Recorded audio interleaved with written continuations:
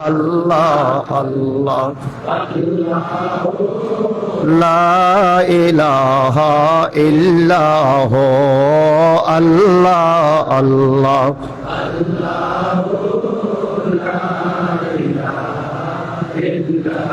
লা ইলাহা ইল্লাল্লাহ মুহাম্মাদুর রাসূলুল্লাহ সাল্লাল্লাহু তাআলা আলাইহি ওয়াসাল্লাম। আল্লাহুম্মা সাল্লি ওয়া সাল্লিম ওয়া বারিক আলাইহি। মুআজ্জাজ মুহতারাম, আজ পবিত্র শবে বরাত,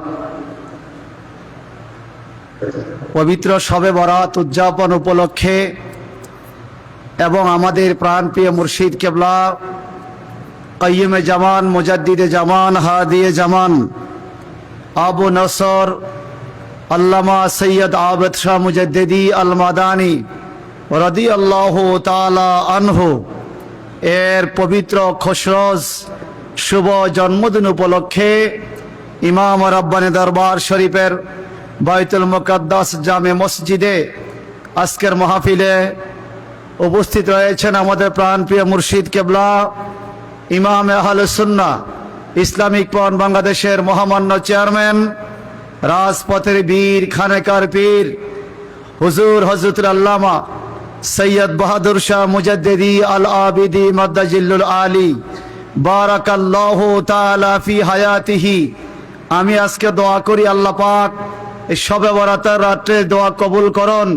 আল্লাহ পাক আমাদের হুজুর কেবলার হায়াতে দীর্ঘ হায়াত দান করুন। সকলে আমিন বলুন। উপস্থিত শ্রোতাবৃন্দ, দূর দারাজ থেকে আগত আমাদের পীর ভাইগণ, আসসালামু আলাইকুম ওয়া রাহমাতুল্লাহি ওয়া বারাকাতুহু। আল্লাহ পাকের দরবারে শুকরিয়া আদায় করি, আল্লাহ পাক আমাদেরকে অন্য কোনো জাতিতে আমাদের রুহুটা না দিয়ে আশরাফুল মাখলুকাত শ্রেষ্ঠ জাতি মানুষের মধ্যে আমাদের আত্মাটা দিয়েছেন। আল্লাহ চাইলে আমাদের আত্মা কোনো অন্য জীবের মধ্যেও দিতে পারতেন। মানুষের মধ্যে আবার আল্লাহ পাক বিভিন্ন গোত্র, বিভিন্ন দল রেখেছেন। এর মধ্যে আল্লাহ পাকের পছন্দনীয় ধর্ম ইসলাম ধর্মাবলম্বী মানুষের ঘরে আল্লাহ পাক আমাদেরকে পাঠিয়েছেন।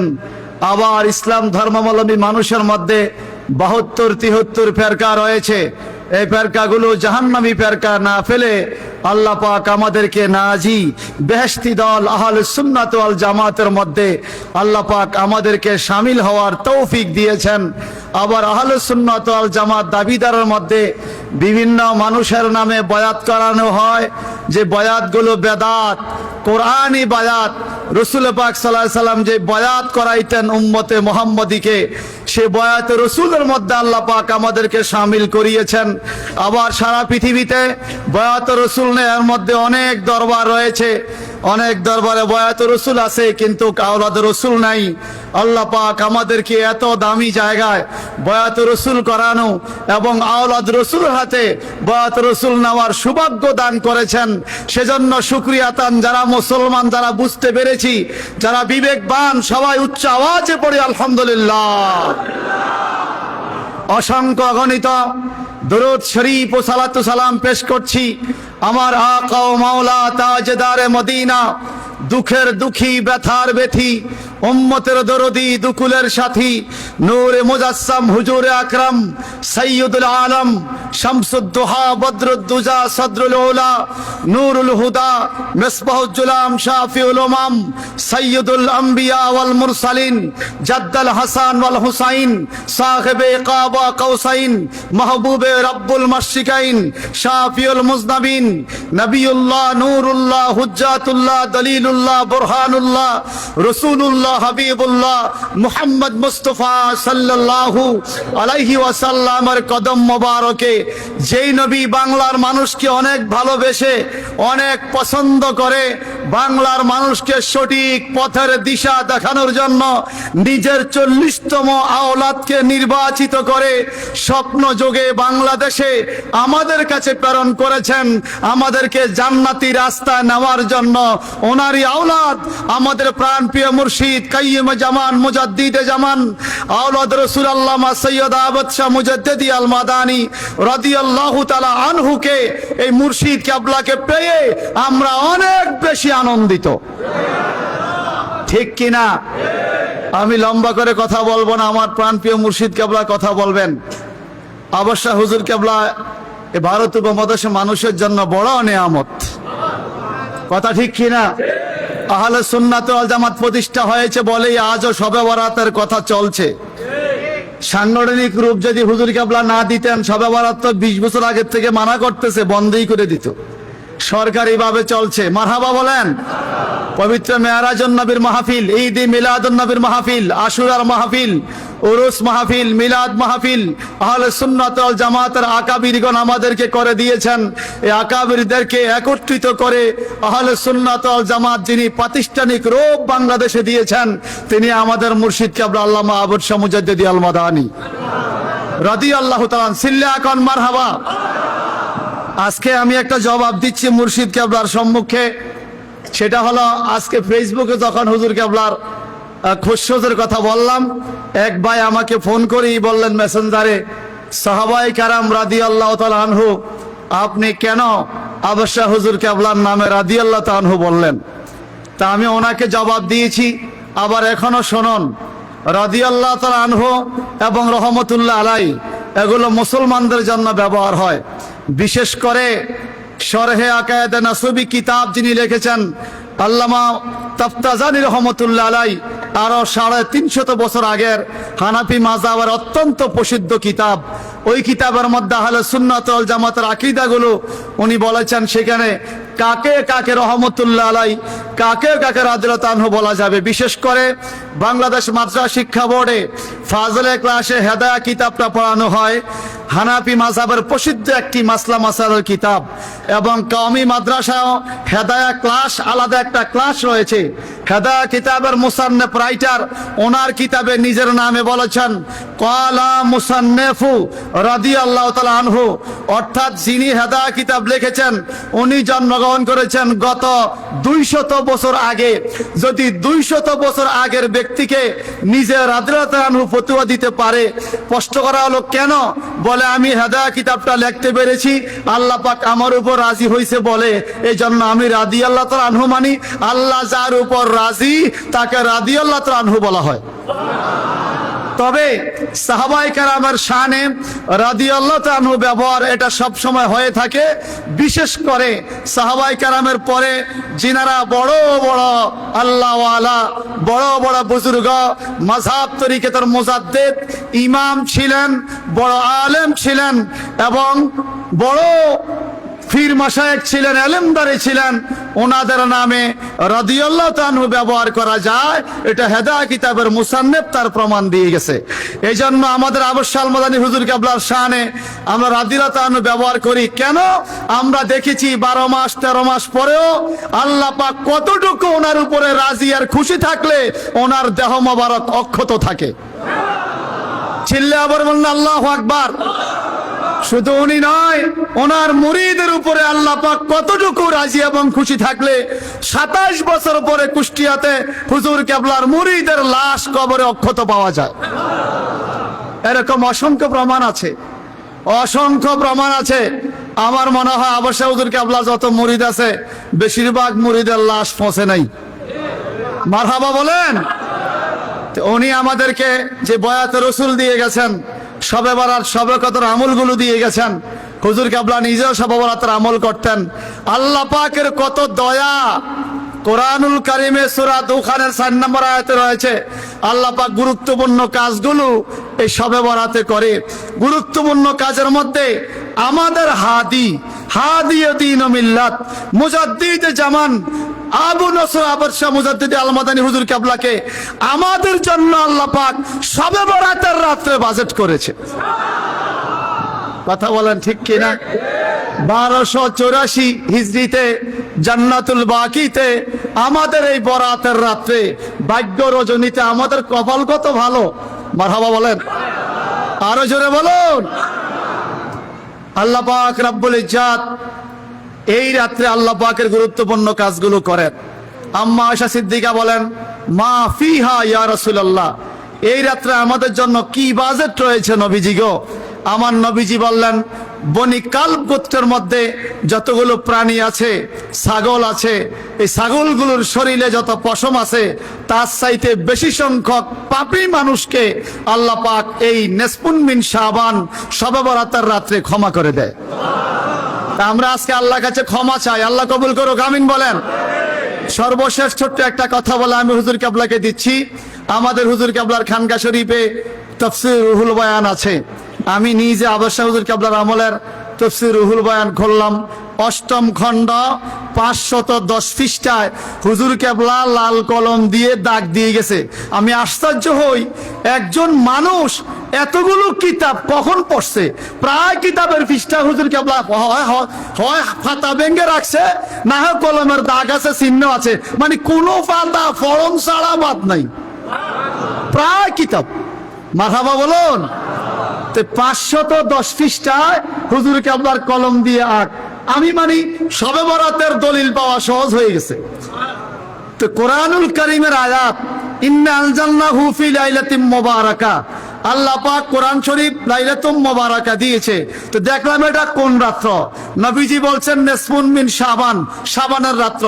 সেখানে 510 পৃষ্ঠায় তাফসীর রুহুল বয়ানে, তাফসীর রুহুল বয়ানের লেখক একটা উক্তি এনেছেন হযরত হাসান বিন সাবিত রাদিয়াল্লাহু আনহু থেকে। বিশেষ করে হযরত হাসান বসরি রাদিয়াল্লাহু আনহু বলেন, কালা হাসানুল বসরি রাদিয়াল্লাহু তাআলা হাদাসানি সালাসুনা আসহাবিন নবী সাল্লাল্লাহু আলাইহি সাল্লাম। আমার কাছে, হাসান বসরি একজন তাবিঈ ছিলেন, উনি বলেন আমার কাছে আল্লাহর নবীর 30 জন সাহাবী শবে বরাতের বরকতের একটা হাদিস বলছে। এখন আপনারা বলেন, নবীজির 30 জন সাহাবী শবে বরাতের হাদিস বলছে, আর আমাদের দেশের মৌলবী হাদিস খুঁজে পায় না। তাফসীর রুহুল বয়ানে 8ম খণ্ডে 510 নম্বর পৃষ্ঠা। হাদিসটা কি? আমার নবীজি বললেন, যেই ব্যক্তি এই শবে বরাতের রাত্রে মান সাল্লা সালাতান ফি হাযিহিল লাইলা, এভাবে ইবারত আসছে, যেই ব্যক্তি শবে বরাতের রাত্রে নফল নামাজ পড়বে, সেখানে লেখছে হাসিয়ার মধ্যে কমপক্ষে 2 রাকাত, কমপক্ষে 2 রাকাত যদি নফল নামাজকে পড়তে পারে, আল্লাহ পাক কি করেন? নবীজি বলছেন, নাযারাল্লাহু ইলাইহি 70 নাজরাতান, আল্লাহ পাক 2 রাকাত নফল নামাজ পড়নেওয়ালার দিকে এই শবে বরাতের রাত্রে 70টা রহমতের নজর দেয়। এটা হুজুর কেবলা একদম দাগ দিয়ে গেছে। তো সামনে একটু পড়ে দেখি কি দেয়। এবার এখন কি বলে? ওয়াকাদাল্লাহু, আল্লাহ পাক পুরা করে তার জন্য, লাহু তার জন্য, হাজাতান হাজত 70টা। কখন? ফি কুল্লি নাজরা, প্রত্যেকটা নজরে 70টা মনের আশা আল্লাহ পাক ওই বান্দাকে পূরণ করে দেয়। তো আমি হিসাব করছি, নজর দেয় 70টা, প্রতি নজরে পূরণ করে 70টা আশা, 749, 4900 দোয়া, মনের 4900 আকাঙ্ক্ষা আল্লাহ পাক এই রাত্রে কবুল করে, নজর দেয়। তো নবীজিকে প্রশ্ন করলো, নবী গো, সবচাইতে ছোট আশা কোনটা পাওয়া যায়? আমার নবীজি বললেন, আদনাহা মাগফিরাতুন, 4900 দোয়ার মধ্যে সবচাইতে ছোট মকবুল দোয়া হলো আল্লাহ পাক ওই বান্দাকে ওই রাত্রে ক্ষমা করে দেয়। এই জন্য এই রাতের নাম হলো লাইলাতুল গুফরান, ক্ষমার রাত, রহমতের রাত।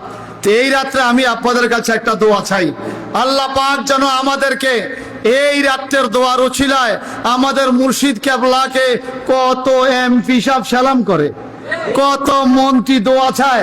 আমার হুজুর কেবলার তো এমপি মন্ত্রীর চাইতে বেশি সম্মান। আমার হুজুর কেবলার কদম লাগার কারণে বাংলাদেশের জাতীয় সংসদ যেন দামি হয়। আপনারা কি বলেন? বাংলাদেশের জাতীয় সংসদ যেন আওলাদে রসুলের কদম লাগার কারণে জাতীয় সংসদ যেন আরো পবিত্র হয়। আর সকলে আমিন বলেন। হুজুর কেবলার শুভ খুশি যে আমরা খুশি। আমি এখনই দিচ্ছি, শুধুমাত্র ওই চন্দ্রটা বলবো। 1284-তে আরবি হিজরিতে জান্নাতুল বাকিতে সবে বরাতে কদম রাখলেন মদিনায় গো মোরশেদ, রওজা দেখে বোঝা যায়, বোঝা যায়, বোঝা যায়। বলুন তুমি কত সুন্দর গো মোরশেদ, রওজা দেখে তোমারি রওজার পাশে গো মোরশেদ থাকতে আমার 28 বছরের হইলেন, বহু এলেম শিখিলেন, ভারতে আসিলেন, কোরআন হাদিস শিখাইলেন। 28 বছরের হইলেন, বহু এলেম শিখিলেন, ভারতে আসিলেন, কোরআন হাদিস শিখাইলেন। আজও আলেমের সিনায় গো মোরশেদ সেই প্রমাণে পাওয়া যায়। হুজুর কেবলার নাতি ছাত্র যারা এখনো আছে, ওরাও জগতের বড় বড় আলেম। আজও আলেমের চিনায় গো মোরশেদ সেই প্রমাণে পাওয়া যায়। বলেন তুমি কত সুন্দর গো মোরশেদ, তোমারি রওজার পাশে গো মোরশেদ থাক। আওলাদে রসুল পাঠাইলেন রসুল, আমগো নবীর আওলাদকে পাঠাইছে নবী নিজে। আওলাদে রসুল পাঠাইলেন রসুল, চিনিল জাহান কোল বায়াতে রসুল। আওলাদে রসুল পাঠাইলেন রসুল, চিনিল জাহান কোল বায়াতে রসুল। মুর্দা সুন্নতে জিন্দা হয় গো মোরশেদ, রওজা দেখে বোঝা যায়। মুর্দা সুন্নতে জিন্দা হয় গো মোরশেদ, রওজা দেখে বোঝা যায়। তুমি কত সুন্দর গো মোরশেদ। আল্লাহ আজকে আমাদের হাজিরি কবুল করো, আমিন বলেন। বিশেষ করে আমি আমার মুর্শিদ কেবলার সুস্থ হায়াত আল্লাহর কাছে দোয়া করি, আপনাদের কাছে দোয়া চাই। আল্লাহ যেন আমাদের বাহাদুর শাহ মুর্শিদ কেবলাকে সুস্থ হায়াত দান করে, আমিন। ওয়া আলাইনা ইল্লাল বালাগ। হুজুর কেবলাকে ওনার মূল্যবান তাকরির করার জন্য সবিনয় অনুরোধ করছি।